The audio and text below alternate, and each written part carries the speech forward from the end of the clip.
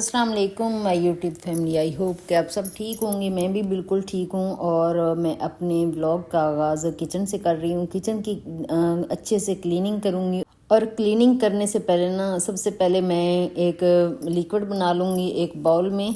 अभी मैं बाउल में पानी डाल के लेके आई हूँ और उसमें लिक्विड डाल रही हूँ और उसमें थोड़ा सा नमक और विनीगर डाल दूंगी। इससे मेरे किचन की इतनी अच्छी क्लीनिंग हो जाती, इतना क्लीन नीट एंड क्लीन हो जाता है और चमकना शुरू हो जाता है। तो वैसे भी वो जो बोतल में बना के रखना होता है तो वो असल में मेरे पास है नहीं।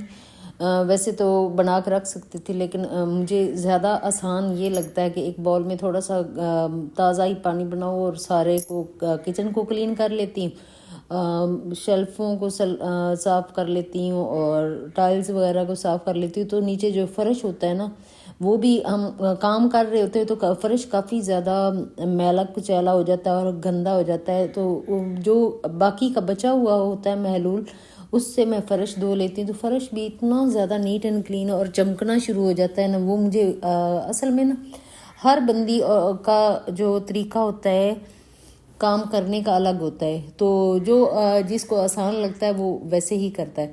तो मुझे ये काफ़ी ज़्यादा आसान लगता है, इसीलिए मैं इस तरह कर लेती हूँ।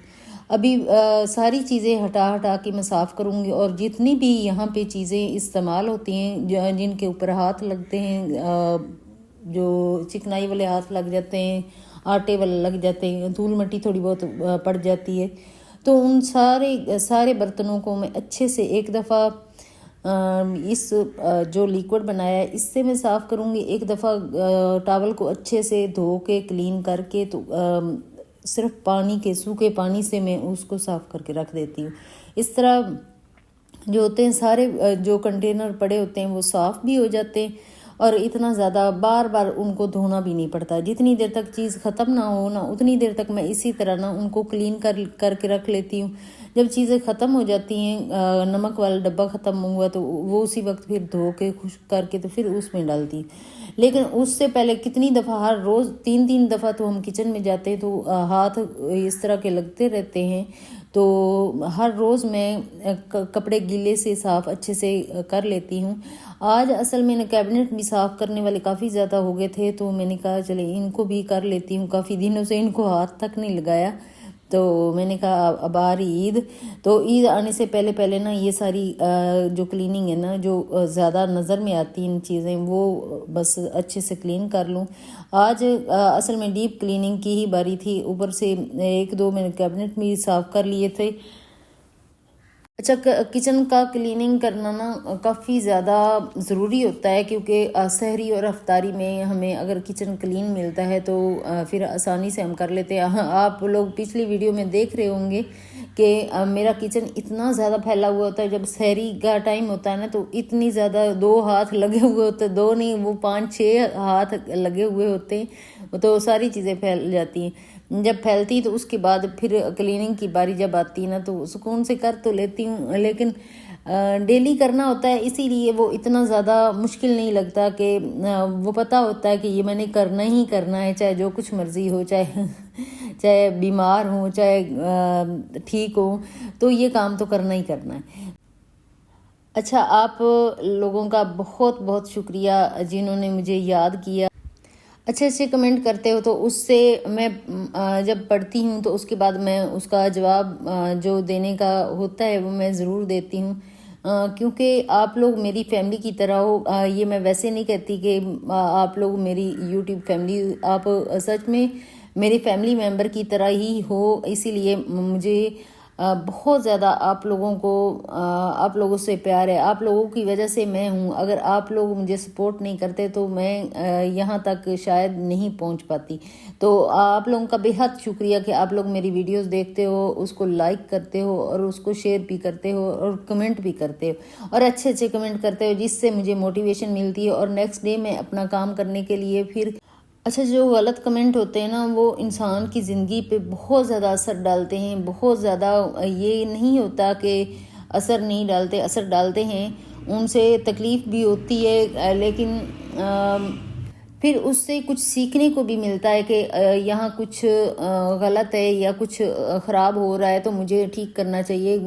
दूसरे जो जो भी इंसान बात करता है ना वो दूसरे की इस्लाह के लिए करता है, इसीलिए मुझे वो चीज़ें जो लोग मुझे पॉइंट आउट करते हैं या मुझे कोई भी गलत कमेंट करते हैं तो उससे मैं सीखती हूँ, उससे मैं अच्छा करने की कोशिश करती हूँ, चाहे वो थोड़ा देर से हो लेकिन मैं अच्छा करने की कोशिश करती हूँ हमेशा।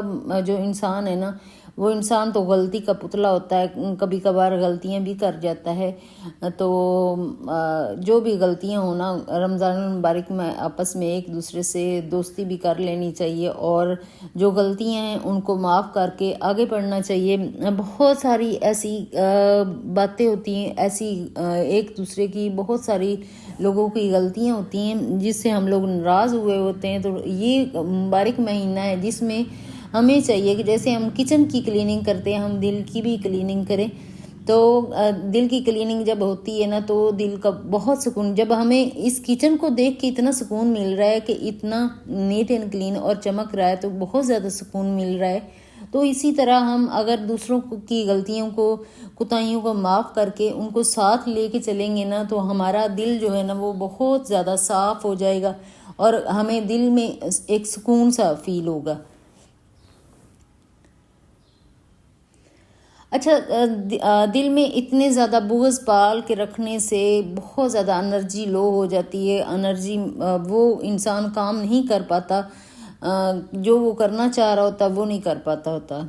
लेकिन अगर दिल में एक पॉजिटिविटी हो ना, पॉजिटिव ख्यालात हों तो काफ़ी अच्छे से वो अपने काम कर सकता है।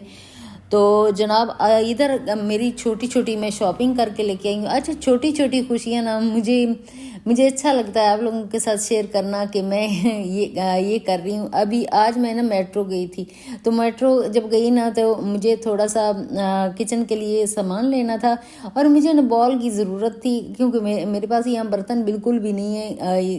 तो ये बॉल बड़ी सस्ते सस्ते अच्छा, एक फ़ायदा हो जाता है मॉल जाने का कि कभी कभार ना वो बर्तन ऐसे होते हैं जो कि कम पड़े हुए होते हैं या आखिरी पीस रह जाते हैं तो वो बहुत कम प्राइस पे लगा देते हैं। तो ये वाकई मुझे इनकी बड़ी ज़्यादा ज़रूरत थी। तो ये बाहर से बहुत महंगे 350 का एक मिल रहा था, वो भी बहुत हल्की क्वालिटी का मिल रहा था। लेकिन ये ना 180 का ये एक मिल गया था तो मैंने 2 ले लिए। मैंने कहा चलें ये काफ़ी यूज़ होने वाली चीज़ है, जब भी हम कोई भी चीज़ बनाते हैं तो काफ़ी इसका अच्छे से इस्तेमाल कर सकते हैं। तो इसीलिए मैंने ले लिया था। फिर मैंने लगता है कि क्या खाएं और क्या ना खाएं, अल्लाह ताला का शुक्र अदा करना चाहिए कि अल्लाह ताला ने ये रिज़्क़ दिया है हमें। हम इसी तरह दूसरे लोगों को भी अल्लाह ताला रिज़्क़ अता करे, आमीन। इसी दुआ के साथ मैं आप लोगों से चाहती हूँ इजाज़त। नेक्स्ट वीडियो मुलाकात होगी। ओके, अल्लाह हाफिज़। अपने और अपनी फैमिली का बहुत ज़्यादा ख्याल रखिएगा और दुआओं में याद रखिएगा। ओके, अल्लाह हाफिज़।